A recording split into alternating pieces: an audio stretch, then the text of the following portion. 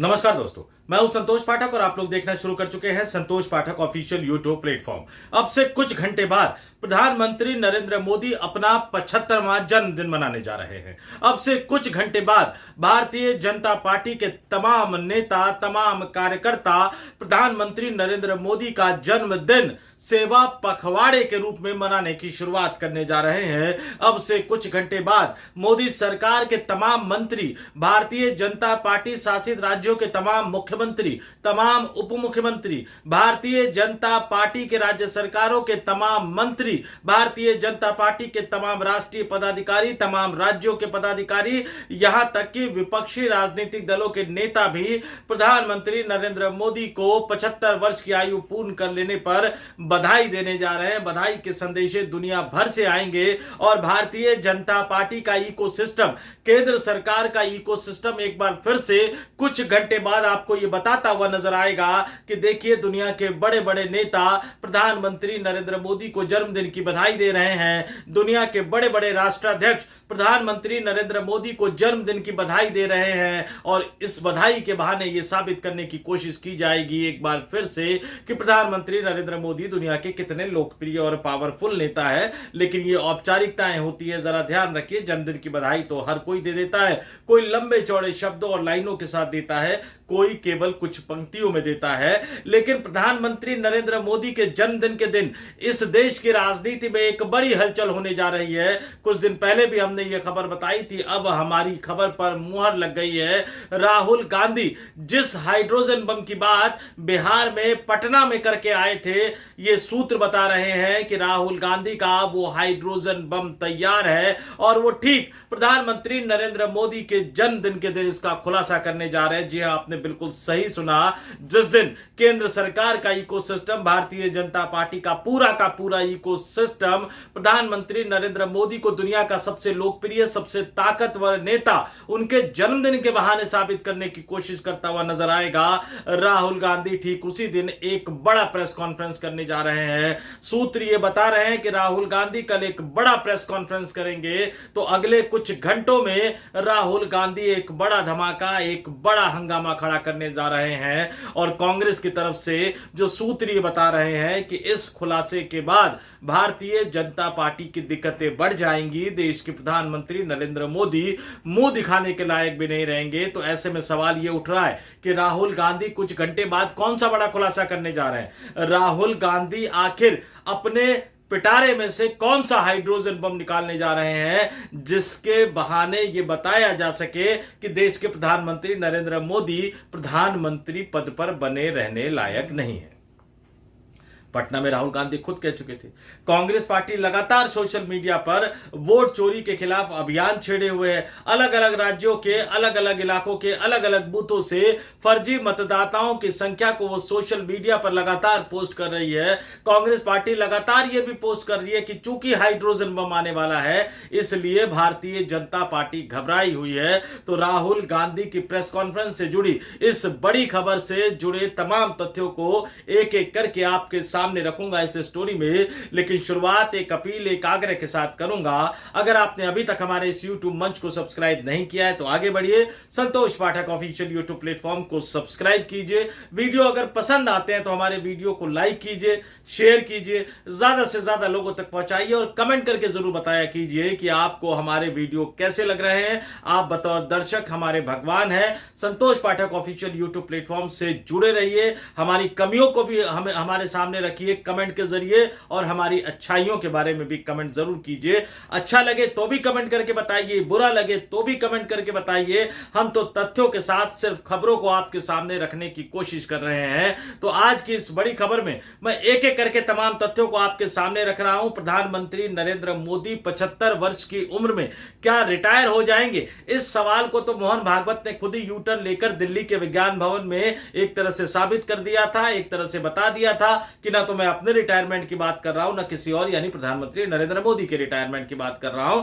11 सितंबर को मोहन भागवत साहब 75 वर्ष की आयु पूर्ण कर चुके हैं, लेकिन अपने रिटायरमेंट का कोई संकेत वो देते हुए नजर नहीं आए हैं। तो कल प्रधानमंत्री नरेंद्र मोदी 75 वर्ष की आयु पूरी कर लेने पर क्या अपना इस्तीफा ऑफर कर देंगे, इस बात की उम्मीद बहुत कम नजर आती है। लेकिन फिर भी नेता है, नेता कई तरह के बयान देते रहते हैं। तो भारतीय जनता पार्टी के टिकट पर सांसद चुने गए नरेंद्र मोदी के पहले कार्यकाल यानी 2014 से 2019 के बीच में, जो अभी कांग्रेस पार्टी में शामिल हो चुके हैं, उन उदित राज ने प्रधानमंत्री नरेंद्र मोदी के 75वें जन्मदिन से पहले एक बार फिर यह उम्मीद जताई है कि चूंकि 75 वर्ष की आयु पर रिटायर हो जाने का जो फैसला, जो नियम, जो नीति बनाई थी वो प्रधानमंत्री नरेंद्र मोदी ने ही बनाई थी, तो अब उन्हें खुद 75 वर्ष के इस नियम को लागू करते हुए, अपने ऊपर लागू करते हुए रिटायर हो जाना चाहिए। अब उदित राज पता नहीं कौन से जमाने की कल्पना कर रहे हैं। वो भारतीय जनता पार्टी में उस दौर में रहे हैं, उन्होंने देखा है कि भारतीय जनता पार्टी के आला नेताओं ने, गुजराती लॉबी ने किस तरह से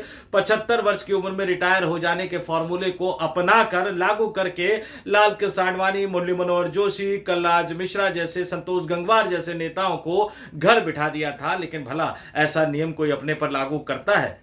तो नरेंद्र मोदी अपने ऊपर लागू नहीं करेंगे, लेकिन उदित राज साहब ने बयान दिया, इसको बयान ही मानिए, खुलासा भी मान सकते हैं, चूंकि बीजेपी में रह चुके हैं तो जानते हैं कि 75 वर्ष का नियम किस तरह से लागू किया गया था। खैर, राहुल गांधी की प्रेस कॉन्फ्रेंस से पहले जरा मैं आपके सामने बता दूं कि प्रधानमंत्री नरेंद्र मोदी अपने 75वें जन्मदिन पर यानी कल, यानी 17 सितंबर को मध्य प्रदेश के दौरे पर रहेंगे। और बताया जा रहा है, ये प्रधानमंत्री कार्यालय का जो प्रेस रिलीज आया, थोड़ा सा तथ्य आपके सामने रख देता हूं। मैं हमेशा इस बात को कहता हूं कि मैं तथ्यों के साथ तमाम चीजें आपके साथ रखता हूं। हर 24 घंटे पे सरकार नहीं गिलाता, सिर्फ खबरों को तथ्यों के साथ आपके सामने रखता हूं। फैसला करना आपका काम है, जज करना आपका काम है। तो प्रधानमंत्री कार्यालय की प्रेस रिलीज आई है 16 सितंबर यानी आज आई है 2:49 पर, उस प्रेस रिलीज में यह बताया गया है कि प्रधानमंत्री नरेंद्र मोदी 17 सितंबर को अपने जन्मदिन के दिन मध्य प्रदेश के दौरे पर रहेंगे। प्रधानमंत्री नरेंद्र मोदी दोपहर लगभग 12 बजे मध्य प्रदेश के धार में स्वस्थ नारी सशक्त परिवार और 8वें राष्ट्रीय पोषण माह अभियान का शुभारंभ करेंगे। वे कई अन्य पहलों का शिलान्यास और शुभारंभ भी करेंगे और इस अवसर पर एक रैली को भी संबोधित करेंगे। अब इसको आप चुनावी रैली कह सकते हैं, जो भी कह सकते हैं, वो रैली को भी संबोधित करेंगे। कहा, दावा यह भी किया जा रहा है कि देश भर के सरकारी केंद्रों में 17 सितंबर से 2 अक्टूबर तक 1 लाख से अधिक स्वास्थ्य शिविर आयोजित किए जाएंगे। प्रधानमंत्री मध्य प्रदेश के लिए आदि सेवा पर्व का शुभारंभ करेंगे। जनजातीय क्षेत्रों में सेवा केंद्रित कार्यकलापों की एक श्रृंखला होगी और साथ ही मध्य प्रदेश के लिए 1 करोड़वां स्किल सेल स्क्रीनिंग और परामर्श कार्ड भी वितरित करेंगे। धार में प्रधानमंत्री मित्र पार्क का उद्घाटन करेंगे। तो प्रधानमंत्री नरेंद्र मोदी एक तरफ जहां अपने सबसे मजबूत गढ़, भारतीय जनता पार्टी के सबसे मजबूत गढ़, मैं फिर दोबारा कह रहा हूं, लोग गुजरात को मजबूत गढ़ कहते हैं, लेकिन मेरा हमेशा से यह मानना रहा है कि भारतीय जनता पार्टी का सबसे मजबूत गढ़ जो है वो गुजरात नहीं, मध्य प्रदेश है। गुजरात दूसरे नंबर पर आता है और गुजरात में भले ही 2022 के विधानसभा चुनाव में आम आदमी पार्टी की वजह से कांग्रेस पार्टी बुरी तरह से चुनाव हारी हो, लेकिन अगर आज की तारीख में भी कांग्रेस का संगठन अगर सबसे ज्यादा मजबूत किसी राज्य में है तो वो गुजरात में है। वो चुनाव इसलिए नहीं जीत पाते क्योंकि वो वोटों को ऐड ऑन नहीं कर पाते, वो नरेंद्र मोदी और अमित शाह की चालबाजियों से लड़ नहीं पाते।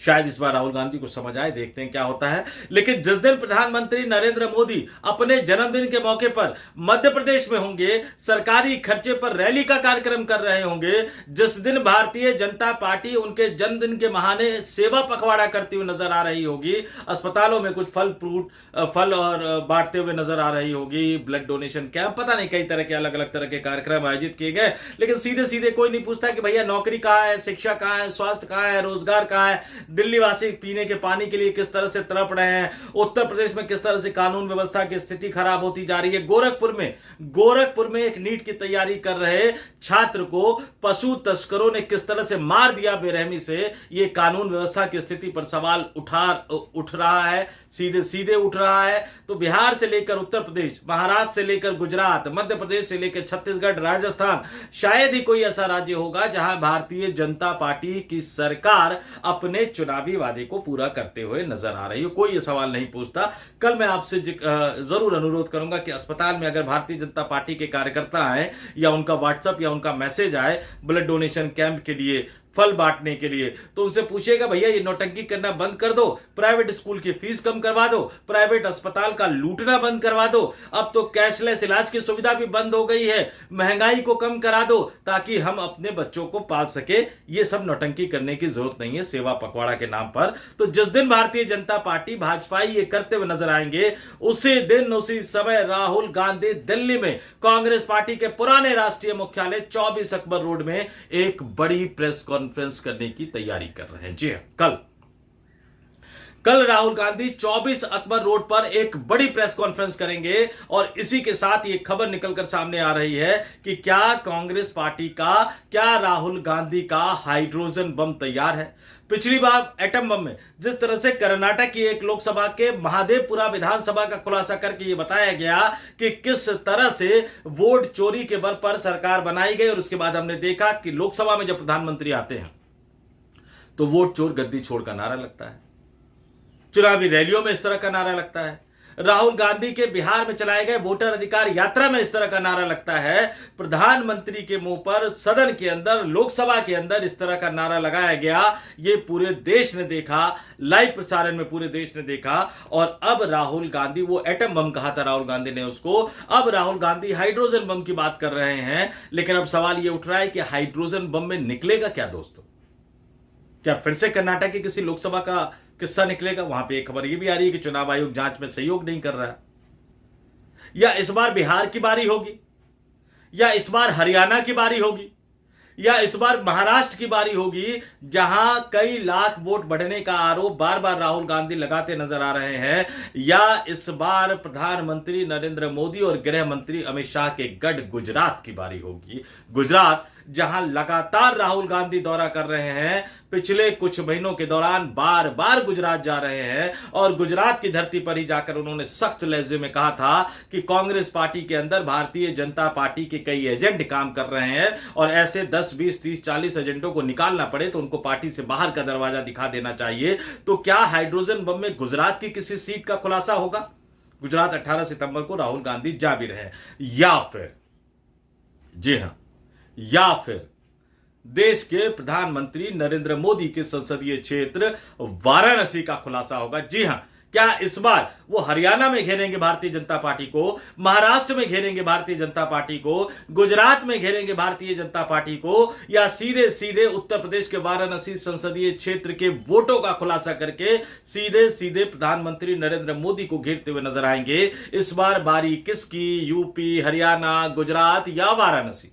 यह सबसे बड़ा सवाल निकलकर सामने आ रहा है। सूत्र ये बता रहे हैं कि राहुल गांधी का हाइड्रोजन बम तैयार है, पीपीटी प्रेजेंटेशन भी तैयार है। पिछली बार आपने देखा होगा कि पूरा पीपीटी प्रेजेंटेशन के जरिए राहुल गांधी ने तमाम चीजें रखी थी, और यह बताया जा रहा है कि हरियाणा विधानसभा, हरियाणा के 3 विधानसभा क्षेत्रों का पीपीटी तैयार है। वोटों की गड़बड़ी का जो पूरा मसला है, हरियाणा के 3 विधानसभा क्षेत्रों का पीपीटी तैयार है।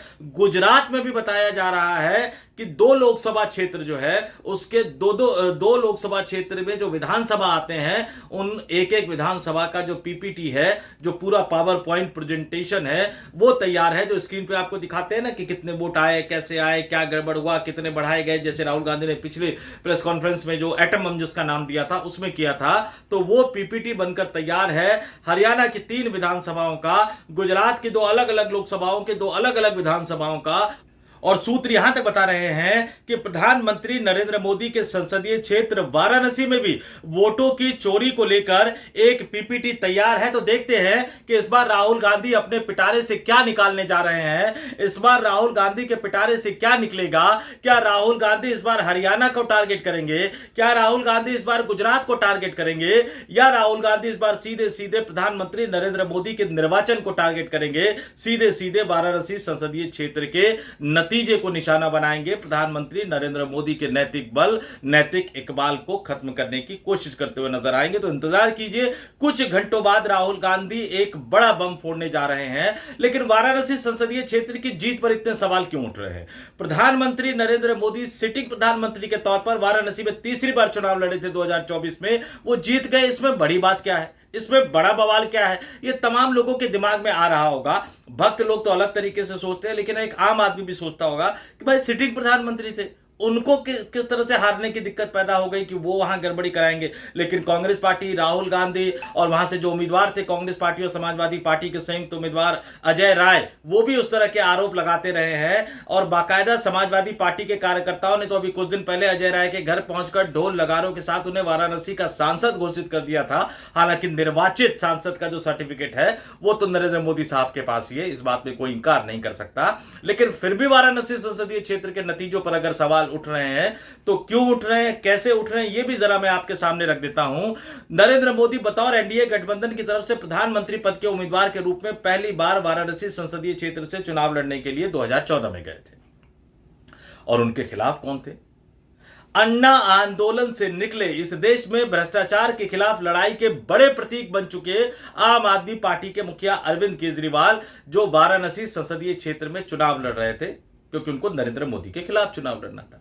अब मोदी साहब को भी 2014 में वाराणसी की जनता पे भरोसा नहीं था। यह अलग बात है कि मां गंगा ने बुलाया है, ये कहने वाले नरेंद्र मोदी उस समय उत्तर प्रदेश के वाराणसी के साथ साथ गुजरात के भी एक संसदीय सीट से वो चुनाव लड़ गए। हालांकि जो दोनों जगह से जीते तो गुजरात से उन्होंने इस्तीफा दे दिया, उत्तर प्रदेश की सीट उन्होंने रखी। और अरविंद केजरीवाल जो उस समय भ्रष्टाचार के खिलाफ लड़ाई के एक बड़े प्रतीक बनकर उभरे थे, उस समय उन्होंने वाराणसी संसदीय क्षेत्र में 2014 के लोकसभा चुनाव की बात कर रहा हूं, वो चुनाव जीता था उन्होंने 3,71,784 वोट से। जी हां, 3,71,784 वोट से। फिर आया 5 साल बाद 2019 का लोकसभा चुनाव। 2019 के लोकसभा चुनाव में वो सिटिंग सांसद, सिटिंग प्रधानमंत्री के तौर पर फिर दोबारा वाराणसी संसदीय क्षेत्र से लड़े गए। और इस बार वाराणसी की जनता ने उनको जिताया 4,79,000 से ज्यादा वोटों के अंतर से। यानी 2014 में वो 4.25 लाख से लगभग जीते, 2019 में वो 4.25 लाख से लगभग जीते। लेकिन जब 2024 का लोकसभा चुनाव आया तो एक अजीब तरह का नजारा, एक अजीब तरह का दृश्य देखने को मिला। सिटिंग प्रधानमंत्री के तौर पर वो लगातार तीसरी बार वाराणसी चुनाव लड़ने पहुंचे थे, सिटिंग सांसद के तौर पर वो लगातार तीसरी बार वाराणसी चुनाव लड़ने पहुंचे थे। लेकिन जब मतगणना शुरू हुई तो 1, 2, 3, 4, 5, 6 नहीं बल्कि 7 राउंड में वो पीछे होते हुए नजर आए। इस देश में शायद पहली बार हुआ होगा कि सिटिंग प्रधानमंत्री अपने ही संसदीय क्षेत्र से पिछड़ते हुए नजर आ रहे थे। और अचानक चीजें बदलने लग गई। फिर मोदी साहब के बढ़त की खबरें आने लगी। जब पीछे हो रहे थे तो खबरें टीवी चैनलों से गायब हो गई, बाद में बढ़त की खबरें आने लगी और आखिरकार 1,52,513 से वोटों से नरेंद्र मोदी विजेता घोषित कर दिए गए। अब जरा गौर कीजिएगा, पहला चुनाव 4.25 लाख से जीते, दूसरा चुनाव 4.5 लाख से जीते और तीसरा चुनाव कई राउंड में पिछड़ने के बाद बड़ी मुश्किल से 1.5 लाख वोटों के अंतर से जीत पाए, सिर्फ 1,52,513 वोटों के अंतर से। और इसी कम अंतर पर लगातार पिछड़ते जाने पर, कई राउंड पिछड़ते जाने पर प्रधानमंत्री नरेंद्र मोदी की जीत पर कई तरह के सवाल खड़े किए जाते रहे। क्या सच है, क्या गलत है, यह कह पाना बतौर पत्रकार मेरे लिए संभव नहीं है। लेकिन हमें अब राहुल गांधी की प्रेस कॉन्फ्रेंस का इंतजार करना पड़ेगा। और राहुल गांधी अगर तथ्यों के साथ यह साबित कर देते हैं कि जो कर्नाटक के लोकसभा के महादेवपुरा विधानसभा में हुआ था ठीक वैसा ही उत्तर प्रदेश के वाराणसी संसदीय क्षेत्र में भी हुआ था, तो निश्चित तौर पर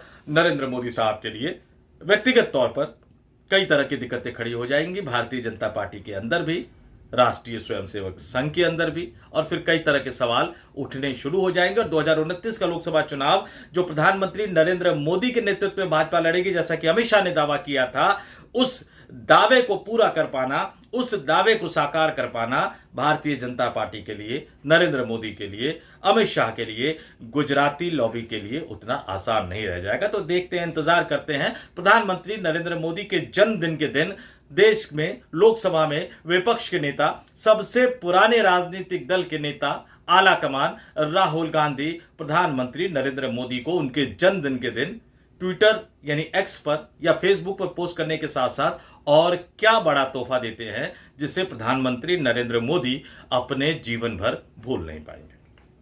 तो इस वीडियो में इतना ही। जाते जाते फिर आपसे अपील करूंगा, आग्रह करूंगा, संतोष पाठक ऑफिशियल यूट्यूब प्लेटफॉर्म को पिछले कुछ महीनों के दौरान आप तमाम लोगों ने बहुत प्यार दिया, बहुत सहयोग दिया, बहुत समर्थन दिया। मैं और मेरी पूरी टीम इसलिए आपके प्रति आभारी है। हमें आपके साथ सहयोग, समर्थन, समर्पण की जरूरत आने वाले दिनों में भी पड़ेगी।